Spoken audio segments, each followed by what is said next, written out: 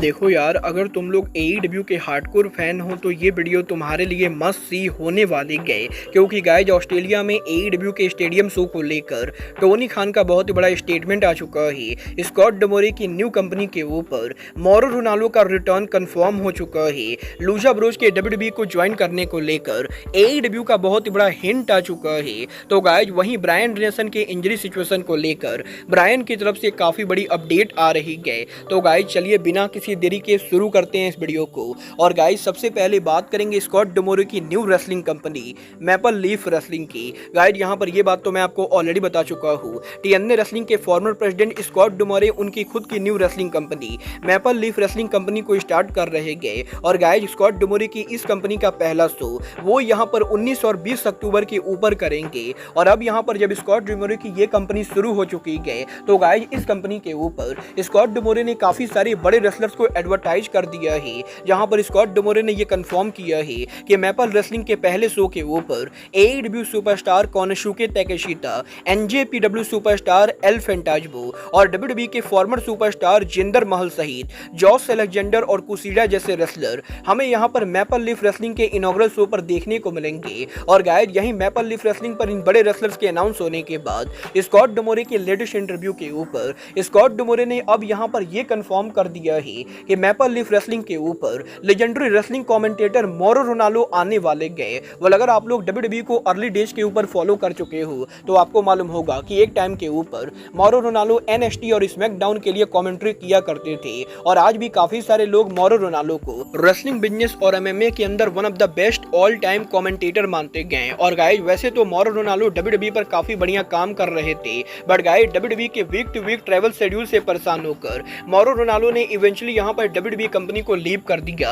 और कुछ सालों पहले मोरो रोनाल्डो के डब्ल्यूडब्ल्यूई को लीव करने के बाद इस साल के अंदर एईडब्ल्यू ने मोरो रोनाल्डो को साइन करने की कोशिश की थी, बट गाइस क्योंकि एईडब्ल्यू का शो भी वीकली लाइव होता है और एईडब्ल्यू के रेसलर्स को भी वीक बाय वीक अलग सिटी में ट्रैवल करना पड़ता है, तो गाइस सेम ट्रैवल इशू की वजह से मोरो रोनाल्डो ने एईडब्ल्यू को भी ज्वाइन नहीं किया। और अब यहां पर डब्ल्यूडब्ल्यूई और एईडब्ल्यू को रिजेक्ट करने के बाद मोरो रोनाल्डो स्कॉट डमोरे की new wrestling company maple leaf wrestling को ज्वाइन कर चुके गए। और स्कॉट डमोरे ने यह कंफर्म कर दिया है कि मैपल लीफ रेसलिंग के ऊपर लेजेंडरी कमेंटेटर मोरो रोनाल्डो लीड कमेंटेटर होंगे। वेल देखना बहुत ही दिलचस्प होने वाला है कि स्कॉट डमोरे के मोरो रोनाल्डो जैसे लेजेंडरी कमेंटेटर को हायर करने के बाद स्कॉट डमोरे की ये कंपनी कितनी सक्सेसफुल होती गए। बट गाइस चलिए फिलहाल आगे बढ़ते हैं और बात करते हैं डब्ल्यूडब्ल्यूई के फॉर्मर सुपरस्टार होर्नस्वॉगल के। वेल गाइस अगर आप लोग डब्ल्यूडब्ल्यूई को लंबे टाइम तक फॉलो कर चुके हो तो आपको मालूम होगा कि डब्ल्यूडब्ल्यूई के अंदर एक टाइम के ऊपर एक बोनर रेसलर काम किया करता था जिसका नाम होर्नस्वॉगल था।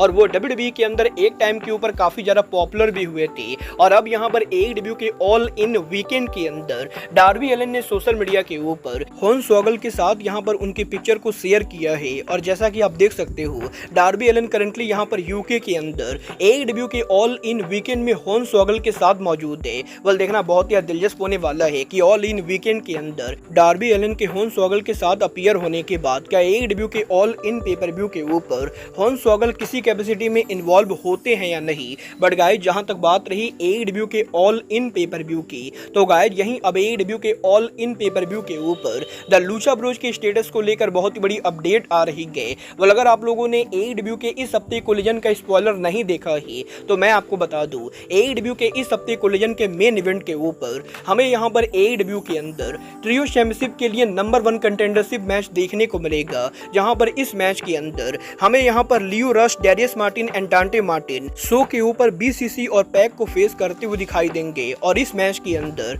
बीसीसी और पैक इस मैच को जीतकर एईडब्ल्यू के ट्रियो चैंपियनशिप के लैडर मैच में वाइल्ड कार्ड टीम होने वाले गए। और अब यहां पर इस चीज को लेकर अपडेट आ रही है कि अगर यहां पर लूचा ब्रोज एईडब्ल्यू कंपनी को नहीं लीव करते और वो यहां पर अगर एईडब्ल्यू के साथ री-साइन करते तो गाइस क्लॉडियो कैस्टेग्नोली और व्हीलर यूटा की जगह हमें यहां पर पैक उनके रेगुलर टीम यानी डेथ ट्रायंगल के साथ एईडब्ल्यू के ऑल इन पर ट्रियो चैंपियनशिप के अंदर देखने को मिलने वाले थे। और अगर यहां पर लूचा ब्रोज एईडब्ल्यू कंपनी पर स्टे करने का फैसला करते तो ओरिजिनली यहां पर ट्रियो चैंपियनशिप लैडर मैच के अंदर हमें यहां पर डेथ ट्रायंगल फैक्शन देखने को मिलती। बट गाइस क्योंकि लूचा ब्रोज एईडब्ल्यू को लीव कर रहे गए तो इसी रीजन की वजह से एईडब्ल्यू ने लूचा ब्रोज की जगह क्लॉडियो कैस्टेग्नोली और पैक जैसे रेसलर को एईडब्ल्यू के अंदर ट्रियो चैंपियनशिप मैच में टीम बनाकर डाला है। वेल गाइस देखना बहुत बहुत ही दिलचस्प होने वाला है कि लूचा ब्रोज के AEW को लीव करने के बाद AEW में पैक का फ्यूचर कैसा होता है। बट गाइज चलिए फिलहाल आगे बढ़ते हैं और बात करते हैं AEW सुपरस्टार ब्रायन डेनियल्सन की। वेल गाइज बात करें अगर यहाँ पर ब्रायन डेनियल्सन की, तो गाइज इस हफ्ते BBC न्यूज के साथ यूके में ब्रायन के लेटेस्ट इंटरव्यू के ऊपर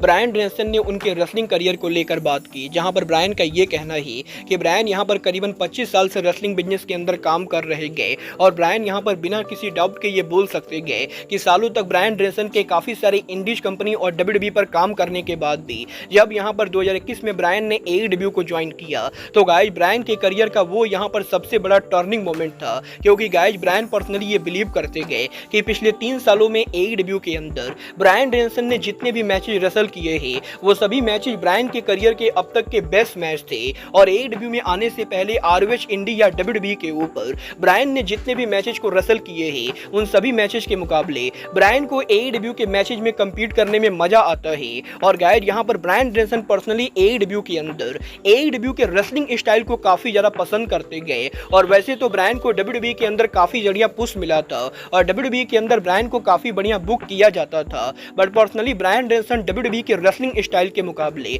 AEW के रेसलिंग स्टाइल को ज्यादा प्रीफर करते गए। और वो इस चीज को लेकर बहुत ही ज्यादा थैंकफुल है कि उन्हें यहाँ पर उनकी रेसलिंग करियर को AEW में एंड करने का मौका मिल रहा है और वो यहाँ पर AEW के अंदर ही उनके रेसलिंग करियर को ओवर करना चाहेंगे। वेल गाइस ब्रायन के इंटरव्यू में उनके रिटायरमेंट को लेकर बात करने के बाद वो यहाँ पर उनकी नेक इंजरी को लेकर बात करते गए, जहाँ पर ब्रायन डेनियल्सन ने ये कंफर्म किया है कि ब्रायन डेनियल्सन ऑल इन को मेन इवेंट तो करने वाले गए, बट यहाँ पर अब भी उनकी नेक की इंजरी काफी सीरियस है। और गाइस यहाँ पर ब्रायन डेनियल्सन के नेक इंजरी की वजह से AEW के ऑल इन पेपर व्यू के मेन इवेंट के ऊपर ब्रायन डेनियल्सन को मेजर प्रॉब्लम का सामना करना पड़ सकता है, बट ब्रायन यहाँ पर इसके लिए पूरी तरह से तैयार है, क्योंकि गाइज इस साल के एंडिंग के ऊपर ब्रायन के फुल टाइम रिटायरमेंट के बाद वो यहाँ पर उनकी नेक की सर्जरी कराने वाले गए। और गाइज यहाँ पर ब्रायन के बॉडी में काफी सालों तक नेक इशू के बाद वो यहाँ पर जब AEW से फुल टाइम करियर से रिटायर होंगे तो वो 2024 के एंडिंग के ऊपर फाइनली यहाँ पर AEW से टीवी से ऑफ लेकर उनकी नेक की सर्जरी कराएंगे और वो यहाँ पर पूरी तरह से रिकवर करने वाले गए। वेल गाइस जिस तरीके से ब्रायन बातें कर रहे गए उससे तो ये बिल्कुल ही क्लियर है कि ब्रायन अगर यहाँ पर ऑल इन पर वर्ल्ड चैंपियन बन भी जाते गए तो ब्रायन का ये टाइटल रेन मुश्किल से 1 महीने से 2 महीने जाने वाला है। बट गाइस चलिए फिलहाल आगे बढ़ते हैं और बात करते हैं AEW के ऑस्ट्रेलिया में स्टेडियम शो की। गाइस यहाँ पर ये बात तो हम सभी लोगों को मालूम है, करंटली यहाँ पर इस चीज को लेकर तगड़ी रूमर चल रही है कि AEW कंपनी ऑस्ट्रेलिया के अंदर 2025 में उनका स्टेडियम शो करेगी और USA में AEW के ग्लोब लाइफ फील्ड स्टेडियम में ऑल इन अनाउंस करने के बाद ऑस्ट्रेलिया के काफी सारे मैगजीन्स ने ये कंफर्म किया है कि AEW कंपनी करंटली ऑस्ट्रेलिया के अंदर कुछ बड़े स्टेडियम के साथ नेगोशिएट कर रही है और 2025 के अंदर AEW ऑस्ट्रेलिया में मेजर शो होल्ड करने वाली गए। और अब यहाँ पर टोनी खान के मीडिया कॉल के ऊपर टोनी खान से जब मीडिया ने ऑस्ट्रेलिया में शो के बारे में बात की तो टोनी खान ने भी ये कंफर्म किया है कि AEW कंपनी ऑस्ट्रेलिया में उनके शो को प्लान कर रही गए और करंटली यहाँ पर TG नेटवर्क के साथ मिलकर AEW कंपनी ऑस्ट्रेलिया में काफी सारे अलग अलग वेन्यू को देख रही गए और अभी तक यहाँ पर ये डील फाइनलाइज नहीं हुआ है कि AEW ऑस्ट्रेलिया में किस वेन्यू के अंदर शो करेगी। बट गाइस टोनी खान ने भी अब ये खुद कंफर्म कर दिया है कि पॉसिबली 2025 के अंदर AEW ऑस्ट्रेलिया के अंदर कोई बड़ा स्टेडियम शो करने वाली गए। वेल देखना बहुत ही दिलचस्प होने वाला है कि जब 5 साल पुरानी रेसलिंग कंपनी ऑस्ट्रेलिया के अंदर स्टेडियम को बुक करती गए तो क्या यहाँ पर ये स्टेडियम सोल्ड आउट होता है या नहीं। वेल आपको क्या लगता है 2025 में AEW का ऑस्ट्रेलिया में स्टेडियम शो करना टोनी खान का स्मार्ट डिसीजन है या नहीं, आप लोग मुझे कमेंट करके बताइए। बट गाइज अब आज के इस वीडियो में बस इतना ही, मैं मिलता हूँ आपसे अपने अगले वीडियो में। बट गाइज तब तक के लिए goodbye, good night and bang.